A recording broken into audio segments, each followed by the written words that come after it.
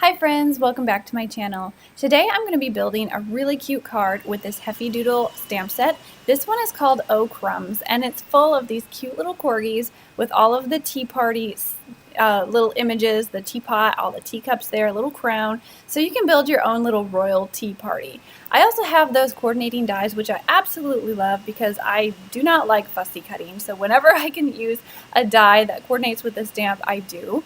And I think there's pretty much a coordinating die for every image in this stamp set, which is fantastic. Anyway, I'm going to go ahead and color these images with my Zig markers, which I've already done most of them, but I just wanted to show you the really simple way I color with my Zigs. I have stamped these out on my Aqua Pigment paper, which is a watercolor paper. Made sure that black ink was dry so I didn't get any smearing. I used my VersaFine black Onyx ink. And then I'm just coloring in a little bit of color with these zigs, and then I am kind of blending it out with a water brush. Just blending it out gives it a softer look, a little bit more of a watercolor look. And then after I get some of this color on here, after I blend it out, I'm actually going to come in and do a second layer of that darker shadowing. So I'm just going around the outsides, going around some of the edges where it might be darker, and then I'm going to blend that out with my watercolor brush again. So really super simple coloring. You don't have to worry about tons of shading. If you want to just have a simple image colored, just go around the outsides with a little bit darker of a color, and it's an easy, quick way to color those images, and they just look really cute. So like I mentioned earlier, I have these coordinating dies, and these come together. Now they're really easy to bend apart like you see me doing here. This die that I'm bending apart right now, this actually cuts out that Crumbs sentiment. So you have a coordinating die for pretty much all of these images, but you also have this coordinating die that cuts out that one sentiment that says Crumbs. So here's a closer look at those dies. If you don't want to bend them apart, you can always use a wire cutter. I'm using one here, and I think there's actually even thinner, smaller ones that you don't, that aren't as big, so it's easier to snip those wires. So that's another way you can break these apart. I just wanted to give you a look at that if you haven't used these thin dies before. Now that I have all of my images colored, I'm ready to cut them out. So I am just lining up all of those coordinating dies, and I'm taping them down with a little bit of washi tape to keep them in place. I'm going to run all of this through my Sizzix one time and cut out all of these images. This is why I love coordinating dies so much. Instead of fussy cutting each little image, I can just cut them all out with one run through my Platinum 6. So another thing I wanted to mention is if you're going to make a lot of images, if you want to make several cards at once, go ahead and stamp these images out with your Misti. Leave your stamps in your Misti exactly where you stamped them the first time. Stamp a few panels, and then if you go ahead and you tape these dies to your page, tape them all down so they're not going to move, you can actually line them up with all of your stamped panels and cut out another sheet of stamped images, and you don't have to fuss around with taping all of those dies back on your next panels. So I hope that makes sense, but you can, just keep everything aligned in your Misti and on your dies, and then you can stamp out and cut out lots of panels of images and kind of get a lot of images done quickly if you're going for that. So I just want to show you here, I'm leaving all of those dies taped onto my paper, and you can line that up with other papers that have the images stamped in exactly the right place. So that's a little tip for you if you're doing a lot of die cutting. I'm not doing that today, but I just wanted to give you that idea in case you ever were doing that on your own in the future. So now I'm going to be going and building my background. I'm going super simple with the background. I'm doing some fun color ink blending. I'm using my surface inks. This color that I'm using here is Hayride. It's a really fun, pretty yellow. And I'm just kind of doing sort of an arc of color here on my background. I taped off the bottom portion with some washi tape because I want to do another color underneath, and I want to get a nice defined line. On top of my Hayride yellow surface ink that I just blended, I want to put some fun like polka dots. And this is the only stamp or stencil that I have that has random spots on it. This is a Heidi Swapp stencil. It's called Confetti, I believe, and I'll try to link it below if I can find it. But I'm going over this with a little bit of honeysuckle pink surfacing.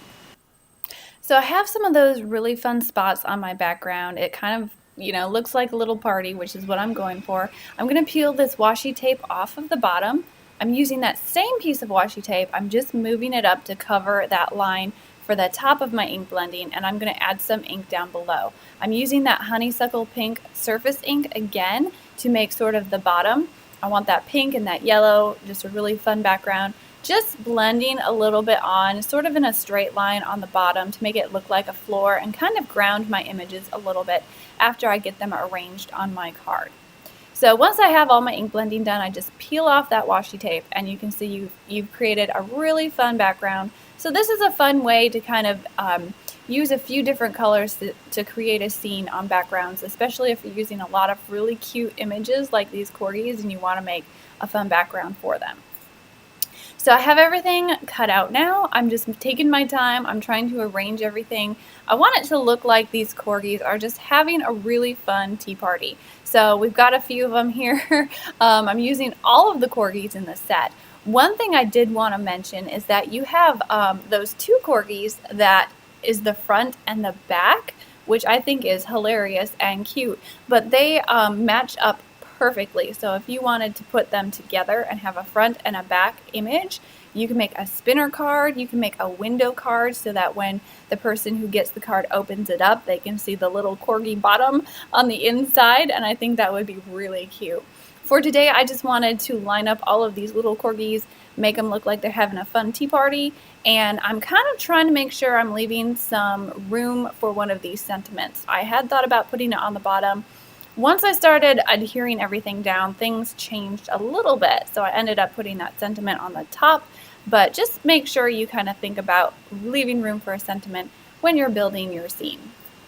So once you have everything arranged kind of how you want it, the first step you want to do is take the pieces that go in the very back and start adhering those down first. Adhere the pieces down that go in back, and then you can layer the other pieces on top as you go. So I'm using a little bit of Brutus Monroe craft glue. I am trying to think about where I want to put everything.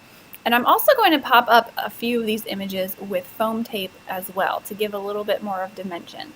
So this little corgi bottom, he's going to be popped up with foam tape just because I think it's so cute and hilarious. I kind of wanted to make him stand out a little bit.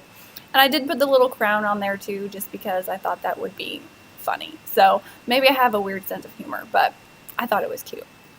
So I'm popping him up on some foam adhesive. I'm going to give him the little crown on his bottom there. And it's just too cute. Like, I have so many ideas for these corgis. I want to use them on more cards. I think they're just adorable. So anyway, I have this little guy here. I've got that little guy laying down. He's going to have a plate of those cakes and everything. And all my corgis are having fun. Anyway, so I'm going to stamp the sentiment now, so I'm lining this up in my Misti. I just want to make sure it stays in place so I can stamp that sentiment several times if I need to. And then that's pretty much the front of the card. I'm also going to mount it on a white cardstock card base, and that pretty much finishes the card. So hopefully this gives you an idea of different ways that you can stamp, color, create a background, and maybe even die cut a lot of images at once. If I've given you some great tips, just let me know in the comments. Leave some of your tips of your own if you have other ideas of how to do card making a little bit more efficiently. I always love to hear from you guys. Otherwise, I am so excited to be guest designing for Heffy Doodle. I have a link down below to their blog if you want to hop over there and see my guest design post. Otherwise, I also have links to the supplies that I've used today if you want to check that out. Otherwise, you guys know the drill. Go ahead and subscribe if you haven't already to see more card making videos in the future. Hit the bell to get notifications, tap the thumbs up, leave a comment, share, do all the things. And then I'll be posting more videos in the future, card making and different things. So let me know what you guys think. I think these corgis are adorable and absolutely hilarious. And I'm so thankful to be guest designing with Heffy Doodle today. So thanks for stopping by. Hope you enjoyed this, and I will catch you all next time. Bye!